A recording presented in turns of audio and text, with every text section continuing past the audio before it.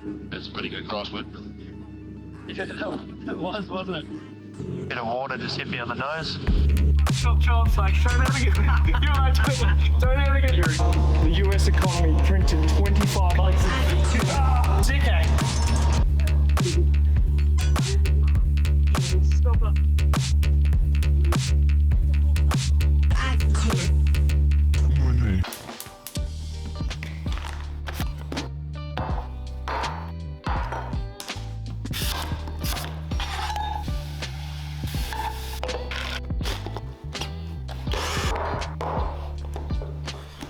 Happy fly day.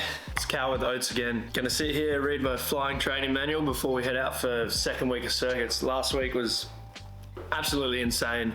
Getting really confident with the upper air training, and then moving to circuits, there's so much to manage, and it was all happening at the same time. And it was a bit overwhelming last week, so confidence just went.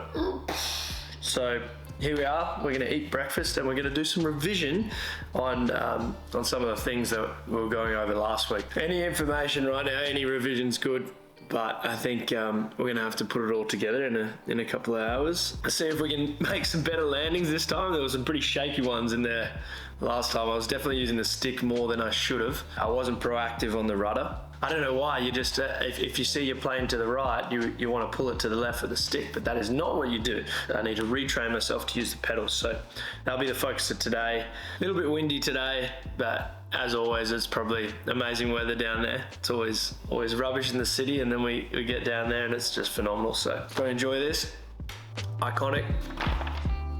So just reading something interesting in the flight training manual. The author, who's the author? David Robson. He doesn't agree that touch and go landings are a productive method for learning how to land an aircraft, and says that it increases the mental workload on the student. Interesting point, because he's saying that as you're landing, you're already thinking about taking off. His opinion is to practice stop and goes and full stops. I think touch and goes are good for go around practice. On a touch and go, you're ready to increase the throttle. And that's really one of your means of safety, is if you're not satisfied with the approach or you're not satisfied with the landing because it doesn't seem safe, then you apply full power and you go around. So I think touch and goes have a place in terms of that. So one thing I should have mentioned is each aircraft flies a circuit slightly different. In terms of the airspeeds that you have to hit at certain points. My instructor drew up a diagram on the whiteboard last week to show the target airspeeds and checklists that we need to complete at each point of the circuit. So we'll review that photo and then we'll get on the road. Okay, so it's actually hectically windy today. You probably see. Our goal is to get a super smooth landing today. All right, have you got me? Yep. Jeez, it is so windy. Look at this. What? Yeah, so goal is to be consistent, is to make sure that we're not forgetting any steps. There's so much going on, but just to relax as well. So this week I've been going through in my head over and over, like just basically mentalizing, like picturing the circuit in my head, and it's been helping a lot. So hopefully we can pull that all together today, understanding at the same time that it is a learning experience and it's going to take us time to get comfortable. I think I said this is week 6 before. I looked in my logbook, it's actually week 5. Welcome to week 5. Let's get into circuits. I'll be on circuits for a long time now, I think, from this point. My instructor was saying that, at the start, it feels like you've got no time because you've got so much going on. When you've done a few lessons, you'll feel like you have much more time and you can make decisions safely. Tunnel. Glorious weather. 5 weeks in a row now where we've had uninterrupted flights.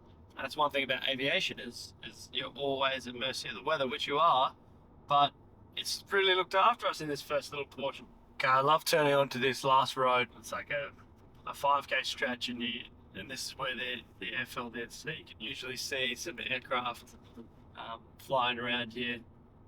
So I always keep my eye out. Coming into this stretch just gets me even more excited. All right, so a little bit of crosswind component. A lot of crosswind component today. So I just had a briefing from the flight instructor as to how pilots manage crosswinds. So he's going to do some demonstrations in circuits. It should be a lot of fun today. Might get this in here, I think. Comfy. There we go. So pre-start checklist, harness is secure, fuel select is on, fuel contents are sufficient for flight, set altimeter to 100, 180. Radio is off. Master switch on. Circuit breakers check. Fuel pump on. Just hear it, yeah. Check. Flaps check. Full travel.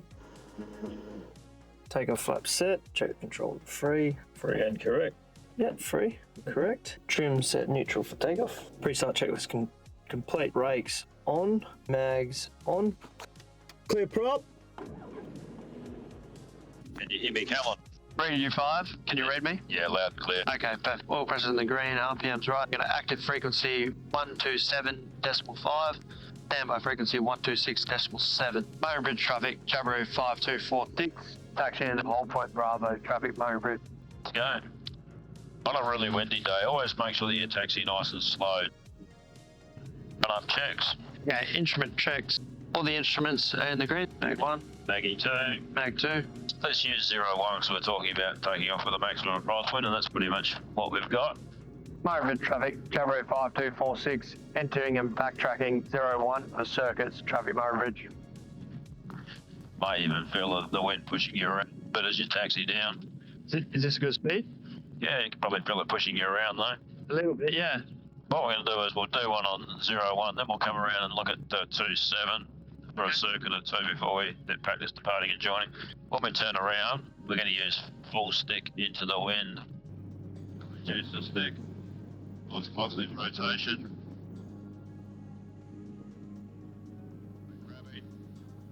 See how much breath we're having to lay off. Yeah.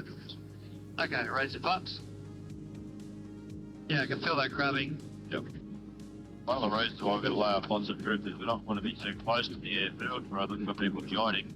But also our downwind leg's going to go very fast. So nose down now. Power back. Down, power back. Keep it nice and tight because rollover is active as well. Okay. Don't keep climbing, you've got to keep your circuit high. Okay. Now, when you think you're going past the end of the runway, pull the cubby heat on. Power heat. Power back. Power back, trim's going back. And flaps down. And flaps coming down. Aerospace traffic, Jabiru 5246, turning base, 01, road touching go, traffic motor bridge. Now once again, even this turn on the vinyl is going to be a little bit different because of the wind coming from the left quite strong. We turn on the vinyl a little bit earlier. Okay. Going to tend to blow us across to the right. Now put your nose on the trees and the hangers, not on the runway. Okay. Nose on the trees, a bit of power. Oh yeah, cubby heat off. Cubby heat is off. Now what you want to do is start transitioning to straightening up. Okay. And you hold left stick and right rudder. Left stick, right rudder. It'll be lots of right rudder.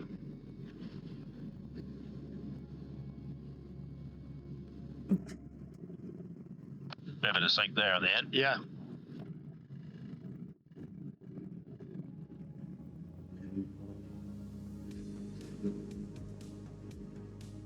That's a pretty good crosswind. Yeah, it was, wasn't it? Nice. Let's just hold this heading for a while. What we're going to do is, rather than turning base for 01, we'll change that to a downwind joint of 27 and hazy over the hills. That rain? Yeah, it's probably a bit of hazy road over the hill.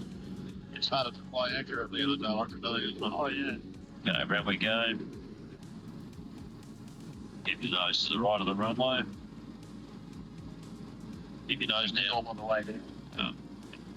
Roger, that. Okay, I'm going to come up with you. Yep. I want to come over here somewhere. Charge 20.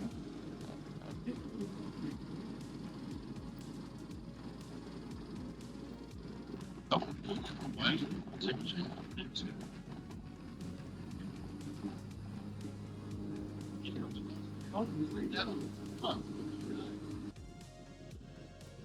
Okay, committing yourself down. Yep. Okay, add some power for the sink. Look at the end of the runway and fly along for a while. Okay, slowly coming back to idle. Back to idle. Now taking off. Full power. Full power. Full power. Coming in a little bit faster all the time with a windy day, but that works when you've got a strong wind. What you just got to be careful on a day like today is a lot of sink like what we got on 01 with our first landing. Follow, so 57 turning base, runway 30 full stop. Back to idle. Getting tired yet? You want to practice a bit of departing and joining, or? Yeah, we can do. Yeah, Okay, we'll depart Crosswind then. So it's Murray Bridge traffic, Gabaroo 5246, departing Crosswind 27 to the south, climbing to 2000, traffic Murray Bridge. Murray Bridge traffic, Gabaroo 5246, departing crosswind to the south, climbing to 2,000 feet, traffic Murray Bridge. Crosswind 27, but Yeah. yep.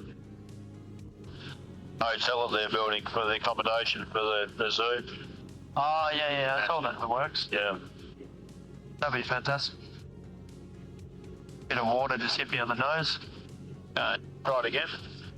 Murray Bridge traffic, Gabaroo 5246, 5 miles to the south, 1,700. Inbound, ETA 3 minutes, traffic Murray Bridge. Good. Push the button down and you can do a turn to the left. As we go to call. Call, yep. Murray Bridge traffic, Gabaroo 5246, 5 miles to the south, 1,700. Inbound, ETA 3 minutes, traffic Murray Bridge. Beautiful. Just remember on the radio, there's also words that you don't have to put in there. 5 miles south. To the doesn't really mean anything. Okay. 5 miles south. Don't think I've ever seen rain like this before from this perspective. 75 knots, 500 feet per minute. But it's good height. It's good. We're in the right place. I'm going to hold the right wing down. I'm going to hold in left foot. Okay. Okay, holding off. Back to idle slowly. You got an inbound call in your head. Just run something past me. What would you say? Murray Bridge traffic, Gabaroo 5246, 5 miles to the northeast. Southeast? Southeast. 5 miles to the southeast. 2,000. Inbound. Inbound, estimated 3 minutes arrival. ETA 3 minutes. Okay, ETA 3 minutes. I'll practice that again. Murray Bridge traffic, Gabaroo 5246, 5 miles to the southeast. 2,000, ETA 3 minutes, traffic Murray Bridge. Just don't forget inbound. Inbound, I think we get Okay, double turn to the left, clear left. clear left. Round we go. Traffic Murray Bridge, Gabaroo 5246, 5 miles to the southeast, 2,000, inbound, ETA 3 minutes, traffic Murray Bridge. Hey, you got it. Very good. When it counted, a bit higher here. We're going to land very long with this one though. Okay, slowly reduce the power. Slowly. No. Back to idle. What do you think of 2.7? It's good fun on the grass. All right, master off. Thanks, Mike. That was really good fun. Jeez, lots of crosswind. Our first landing on the main runway was a bit sinky, wasn't it? Yeah, that was. That was really interesting. So, I'll tell you why, there was a bit of wind out today, and when you think taking off and landing's hard, you add a crosswind component, it becomes a lot harder, I can tell you. So there's a few counterintuitive controls in there. Instinctively, I'm doing something in the opposite direction, so it's just about relearning those. A good day of flying is one that puts a smile on my face, so I've had 5 from 5 right now. It was a really good learning experience. We practiced some radio calls. I stuffed up some radio calls, embarrassing. But yeah, it's just another great day. We got given this, an Ursa book that has details of all the airfields in Australia. We got a couple of these. This is a tiny one, and a couple of these mandarins from my flight instructor. That's find yourself a flight instructor that gives you fruit. Because look at this, whole bag of fruit. You know, I'm gonna sit. Hopefully, watch a couple of landings. I'm going to show you the windsock actually quickly. Come with me. Here we go. On this runway, there's particular crosswind coming from the left. Oh my God, can you see that rainbow? This looks beautiful. Yum. Okay, so I got this ring light and I was thinking, I kind of don't want people to know I've got a ring light, but can't really hide that, can I? But yeah, look, want to wrap this video up by saying thank you for putting up with my lousy upload schedule. I think we're at 57 subscribers now, so love you all. wrapping up this video, and I just what's awesome by watching these videos back, it's a long way in the future now, by the way, just quietly, but I look back and I'm like, I was so tense and so rigid and so stressed through these initial lessons, and especially these ones where we started coming into the circuit, or the pattern as the US call it, started coming into the circuit and started to land the plane, because everything is moving really fast. It feels like there's so much to manage, which there is, but the more you practice, the more comfortable you get. So you can see I actually have this, it's like a concentration pout when I'm flying this plane for the first few times. I'm like, as I'm trying to land it, which is kind of interesting to watch, but wow, it doesn't make for very aesthetic flying. But yeah, look, I look very rigid, and I felt very rigid through these lessons. It actually does have an impact on the way you fly, because when you're rigid with your inputs, that actually flows onto the aircraft, and the aircraft flies rigidly because it responds to all of these little There was a lot introduced in this lesson itself, lesson number 6, and we're landing with a lot of instructor help, by the way. So Mike is a fantastic instructor, really patient, but he also he lets you fly a lot of the way, and the way he briefs the lessons is terrific. But that's a topic for another time. He's brilliant, getting to land and depart and join, but also adding a crosswind into the mix. That just threw all my comfort out of the window, managing those 3 things. And it's one of those times where you realize how demanding flying is, how much concentration, how much skill it all requires, and why being prepared and trained appropriately is really important. Love the journey up till this far. We're going to continue on. Lots of flying to come, and lots more fun to be had, and hopefully less pouting. But thank you for watching. Godspeed. See you in the next one.